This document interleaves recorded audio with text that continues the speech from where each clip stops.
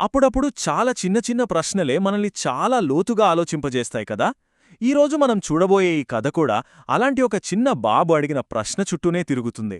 ఆ ప్రశ్న మనల్ని త్యాగమంటే ఏంటి, కరుణ అంటే ఏంటి అనే మూలాల్లోకి తీసుకెళ్తుంది. సరే, ఇక కథలోకి వెళ్ళిపోదాం. సరే, ఈ కథ ఎక్కడ మొదలవుతుందంటే దామనల్లూరు అనే ఒక చిన్న పల్లెటూర్లో. ఇక్కడ ఇద్దరు ప్రాణస్నేహితులు ఉన్నారు. ఒకరు చిన్ని అనే ఒక బాబు, రెండోది అతను ప్రాణంగా ప్రేమించే ఒక పెద్ద వేప చెట్టు. అంటే చూడండి, ఆ చెట్టు కేవలం ఓ చెట్టు మాత్రమే కాదు, అది వా ఊరికి ప్రాణంలాంటిది. పిల్లలాడుకోవాలన్నా, పెద్దవాళ్లు కబుర్లు చెప్పుకోవాలన్నా, అటుగా వెళ్లే బాటసార్లు కాసేపు సేద తీరాలన్నా అన్నింటికీ అదే కేంద్రం. ఇక చిన్ని విషయానికొస్తే ఆ చెట్టంటే తనకి ప్రాణం. రోజూ స్కూల్ అవగానే చాలు, బ్యాగ్ ఇంట్లో అలా పడేసి ఒరే పరుగు ఆ చెట్టు దగ్గరికి. వాళ్ళిద్దరి మధ్య ఉన్న బంధం అటువంటిది మరి. అంతా ప్రశాంతంగా ఉంది అనుకుంటున్న టైంలో ఒకరోజు సాయంత్రం ఉన్నట్టుండి ఒక వ్యక్తి కత్తితో వచ్చి ఆ చెట్టు కొమ్మల్ని నరకటం మొదలుపెట్టాడు. టపీమని ఒక కొమ్మ విరిగి కిందపడింది. ఆ దృశ్యం చూసిన చిన్ని గుండె బరువెక్కిపోయింది. అయితే ఆ చెట్టు మాత్రం ఏమాత్రం చలించలేదు. నిశ్శబ్దంగా అప్పుడే నిలబడి ఉంది. ఏడవలేదు, కనీసం అరవలేదు. ఆ నిశ్శబ్దమే చిన్నీని కలవరపెట్టింది. అసలు ఏం జరుగుతోంది? అతని బుర్రెలో ఒక పెద్ద ప్రశ్న మొదలైంది. ఆ ప్రశ్న అతన్ని అస్సలు వదల్లేదు. దాంతో ఏం చెయ్యాలో తెలియక పరుగెత్తుకుంటూ తన తాతయ్య చంద్రయ్య దగ్గరికి వెళ్లాడు. ఇక్కడినుంచే అసలు కథ మొదలవుతుంది. తాతయ్యని అడగబోయే ముందు అతని మనసులోనే ఇలా అనుకుంటున్నాడు. మనకేదైనా దెబ్బ తగిలితే ఏడుస్తాం కదా, మన నొప్పిని బయటికి చూపిస్తాం. అలాగే జంతువులకి ఏదైనా గాయమైతే అవి గట్టిగా అరుస్తాయి, తమ బాధని అలా తెలియజేస్తాయి. మరి ఒక చెట్టుని నరికినప్పుడు దానికి నొప్పి కలగదా? అసలు దానికి బాధ అనేది ఉండదా? ఈ చిన్న కాని చాలా లోతైన ప్రశ్నతో తాతయ్య వైపు చూశాడు చిన్ని. చిన్ని ప్రశ్నకి చంద్రయ్య వెంటనే జవాబివ్వలేదు. ఒక చిరునవ్వు నవ్వి మన పాత పురాణాల్లోంచి ఒక కథ చెప్పడం మొదలుపెట్టాడు. ఇది నేరుగా చెప్పే జవాబు కాదు, ఒక రకంగా చెప్పాలంటే రూపక సమాధానం. ఆ కథలో ఏమైందంటే, ఒకసారి దేవతలు భూమ్మీదకొచ్చారట. అంతా చూస్తూ చెట్ల దగ్గరకొచ్చి వాటి నిశ్శబ్దాన్ని గమనించారు. అప్పుడడిగారట, మీరెందుకింత మౌనంగా ఉన్నారు?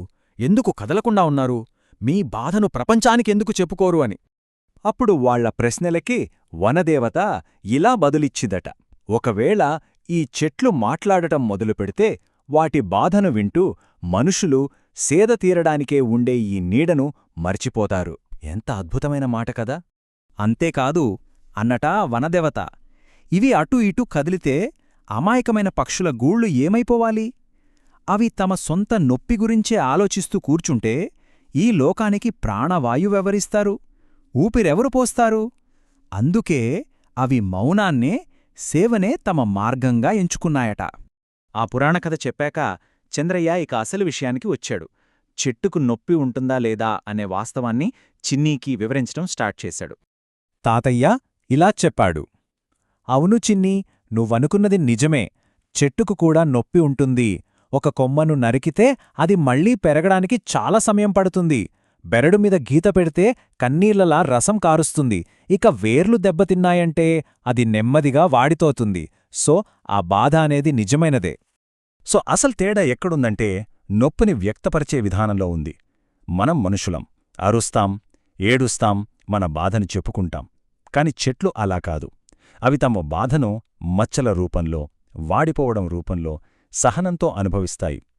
ఒకటి పైకి కనిపించే వ్యక్తీకరణ అయితే, ఇంకొకటి లోలోపల జరిగే ఉనికి పోరాటం. అప్పుడు తాతయ్య ఒక మాటన్నాడు, ఇది చాలా ముఖ్యమైనది. ఎవరైతే ఎక్కువగా ఇస్తారో వాళ్లు చాలా తక్కువగా ఫిర్యాదు చేస్తారు. చూడండి, నిస్వార్థ సేవకి, నిశ్శబ్దంగా భరించడానికి మధ్య ఉన్న సంబంధాన్ని ఎంతకన్నా బాగా ఎవరు చెప్పగలరు?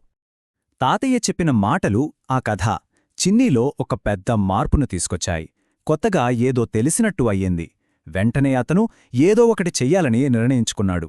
ఇక కథ ముగింపు దిశకొచ్చేసింది. చిన్నీ మళ్ళీ ఆ వేపచెట్టు దగ్గరికి పరుగున వెళ్లాడు. కిందపడి ఉన్న ఆ కొమ్మను జాగ్రత్తగా పక్కకి జరిపాడు. చెట్టు కాండాన్ని ఎంతో ప్రేమగా తాకుతూ, ఇప్పటినుంచి నిన్ను నేను కాపాడతాను అని గట్టిగా మాటిచ్చాడు. చిన్ని అలా అనగానే సరిగ్గా అదే టైంకి ఓ చల్లని గాలి వచ్చి ఆకులన్నిటినీ సవ్వడి చేసింది. ఆ శబ్దం వింటూ తాతయ్య నవ్వి, చూశావా చిన్నీ, అది నీకు థ్యాంక్స్ చెప్పింది అన్నాడు. ఇంతకన్నా అందమైన ముగింపు ఏముంటుంది? అంటే ఫైనల్గా ఈ కథ మనకు చెప్పే నీతి ఏంటి? ఒక 3 ముఖ్యమైన విషయాలున్నాయి. మొదటిది, మౌనంగా ఉన్నంత మాత్రాన నొప్పి లేనట్టు కాదు. రెండోది, ఎవరైతే ఎక్కువగా ఇస్తారో వాళ్ళు తక్కువగా ఫిర్యాదు చేస్తారు.